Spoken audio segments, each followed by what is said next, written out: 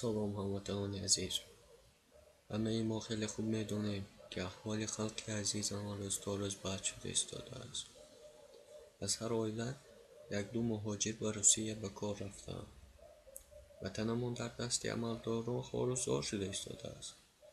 خلق به فریب و نیرنگهای وظیفه‌داران باور کرده روز تا روز با مرگ نزدیک شده ایستاده است. اکنون برادران لحظه فکر کنید درباره خلق خویش، تاریخ و آینده خویش.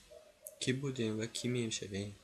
ما امروز فخر داریم که بابایان ما رودکی و نظامی و سعدی و رستم و تیمورملک سپیتمین بودند.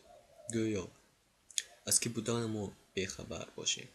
درست گذشتگان ما صاحب شان و شهرت، ننگ و ناموس بودند، اما این همه در تاریخ ماند. اما ما این طور نیستیم. اکنون ما کیستیم؟ ببخشید برای عباره ناجویا، اما با زبان روسان ما اصلیت سرد شدیم. افسوس هموطنان عزیز، این راست است.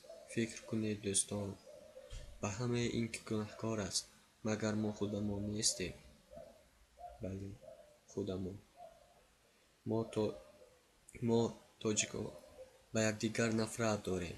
برادر گرسنه خون برادر. ما خود را خوجندی، گلابی، غرمی گویان از یکدیگر جدا میکنیم. این احمقی است برادران.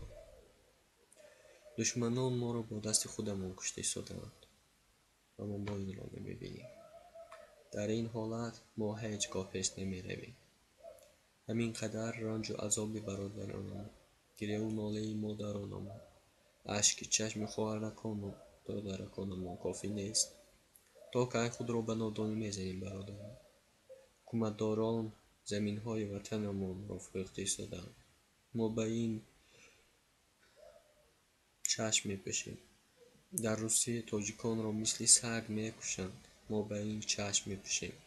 تمام جهان گشاد و روشن مسخره میکنند. به این هم چشم میپوشیم. گویا کهر و کور و گنگ هستیم. هموطنان عزیز، کافی است، بیدار شوید. ما باید متحد شویم، یک مشت شویم. آنگاه ما قوت میگیریم. وقتی خواب گذشت هموطنان عزیز، تقدیر وطن، خلق، تقدیر فرزندان خود را فکر کنید. ما باید متحد شویم.